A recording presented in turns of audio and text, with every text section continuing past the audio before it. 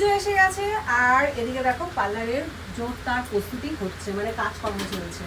আর এখানে আমি এখন হেয়ার কাটিং করছি সুবর্ণার।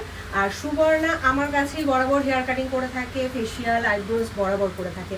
আর ওখানে দুটো পুচকো বসে আছে, ওই পুচকো দুটো অনেক দিন ধরে হেয়ার কাটিং করবে বলে পাগল করে দিচ্ছে, কিন্তু আমি টাইম দিতে পারছিলাম না।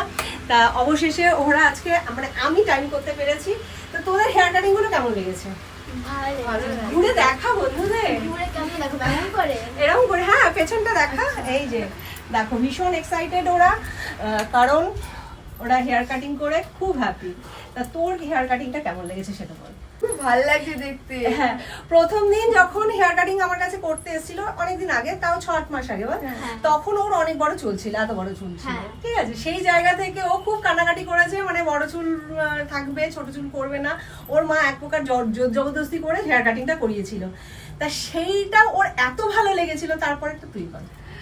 এরপর থেকে পুরো অবসেশন চেঞ্জ হয়ে গেছে। এখন আমার লিটারালি ছোট চুল রাখতে খুব ভালো লাগছে। এখন নতুন একটা অবসেশন তৈরি হয়ে গেছে। এখন আন্টি ছাড়া আমি চুল কাটি না এখন। আর তোর কেমন লাগলো সেটা বল। ভালো লাগছে? আমার স্কুলে এখন চুল বেড়ে যেতে হবে না, ফ্যাশনে যাব। আচ্ছা তুই কিছু বল, তোর নাম কি? সোনমধ্যে। আর তোদের নামগুলো একটু বলে দে। আমার নাম শ্রেষ্ঠা। আমার নাম আরিয়ানা দে। তাহলে সবার সাথে তোমাদের আলাপ করে দিলাম। তা দেখো, সবাইকে তো নেওয়া পসিবল হয় না, যারা মানে আমি সবাইকে জিজ্ঞেস করি যারা একটু ক্যামেরা ফ্রেন্ডলি হয় তাদেরকেই নিই, না হলে আদারওয়াইজ আমি নিই না। তোমরা দেখেই থাকবে যে আমি সব সময় পার্লারের ভিডিও করি না।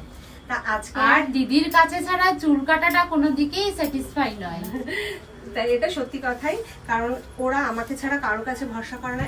এরকমও হয়েছে যে আমি ছিলাম না, আইব্রোজ ওই অবস্থায় বিয়ে বাড়ি অনুষ্ঠান বাড়ি চলে গেছে, মানে আমার হাতে। এবার আমার সময় মতনই ওরা সময় দেয়, মানে এরকমটা না এক্ষুনি লাগবে আমাকে এক্ষুনি করে দাও।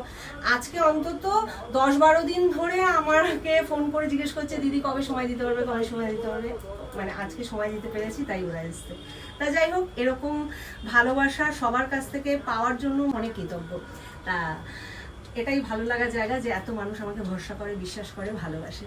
তা চলো আবার নেক্সট কোনো ভিডিওতে আসছি।